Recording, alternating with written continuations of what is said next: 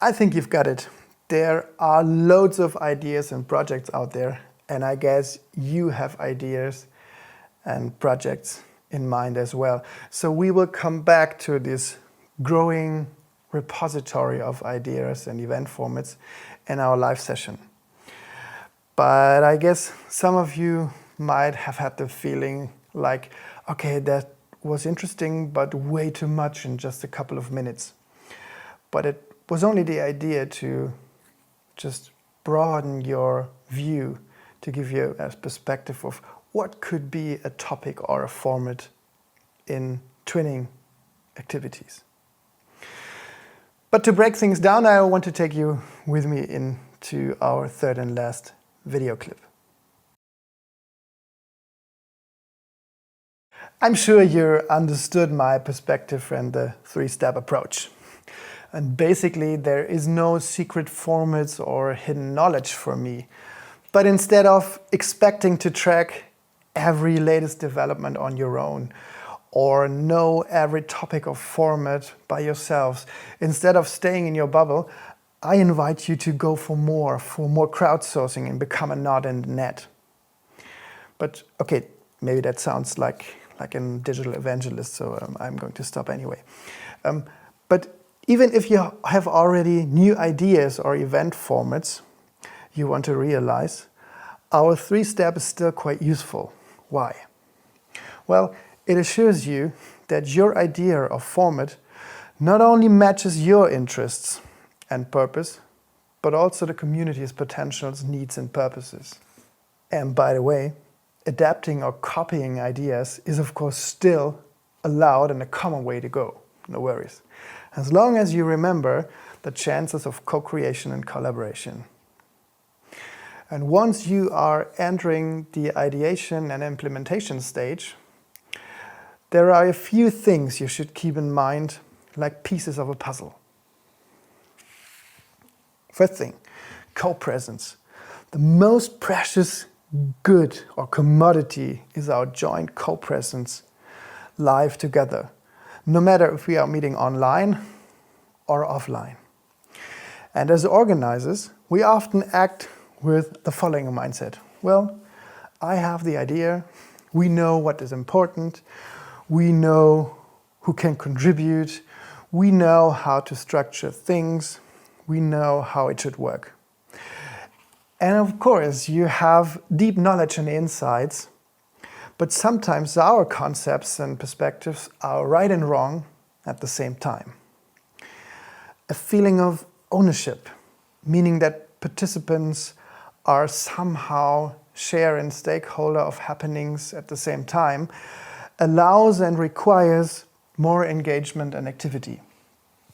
And giving participants real opportunities to shape the course of, for example, a workshop or a happening, a media production or an event experience, allowing them to take co-responsibility for certain parts or phases in the program and addressing relevant things that matter from their perspective, helps them to spend more attention to what is going on.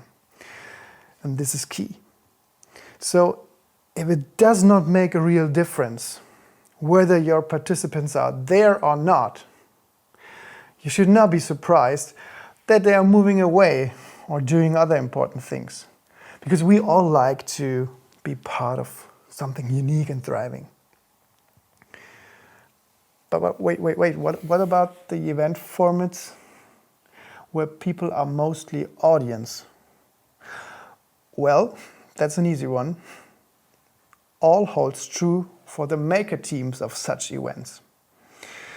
The best example is a very common thing, concerts in twinning activities.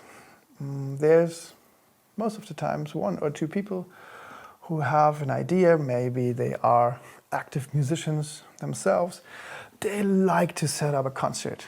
And of course they do everything to create an opportunity to play and to have a concert. And that's cool, that's great. But at the same time, they need support from various people. But they are like more supporters.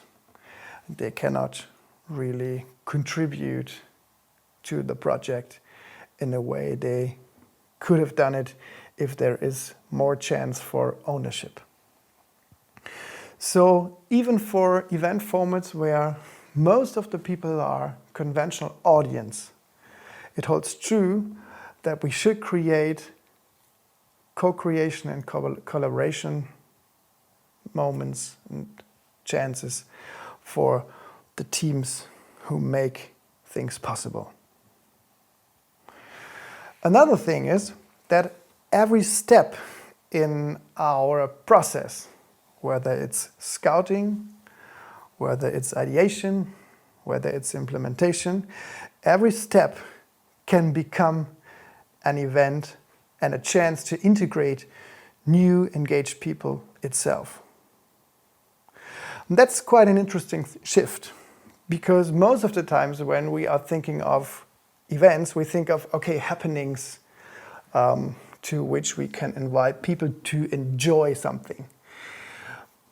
But let's think of events also as happenings and occasions where people can get in touch, do something together, develop something.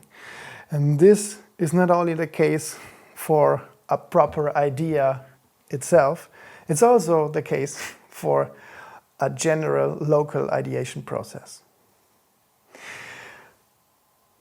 Of course, when we are thinking of such processes in your city or in your town twinning sphere, we quickly get the impression that we need some sort of support. So additional tools and skills might become very useful. For instance, Session Lab for planning events and activities online together, remote, or like other virtual collaboration tools like boards or journaling or engagement apps. We quickly need them because we are working online, remote in different places and cannot travel, because we haven't talked about costs yet. Travel costs are always an issue.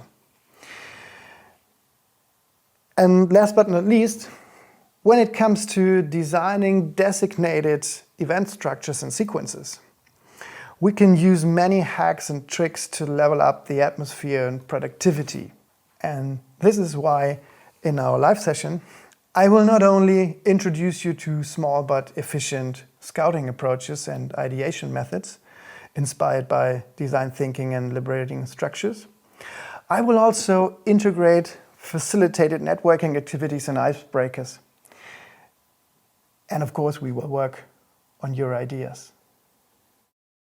I hope you enjoyed following my thoughts, but before saying goodbye, I would like to ask you for one more thing, if you don't mind. In order to prepare our live session in the best way I can, I put together a couple of questions, including the previous ones. And it would be awesome if you could share your answers with me. So just go to menti.com and enter the displayed event code, or use the displayed QR code, or simply follow the link in the description below. I do look forward to meeting you and discussing all of your questions and ideas with you. See you soon. To be honest, this was the first lecture video input I ever recorded. Bye bye.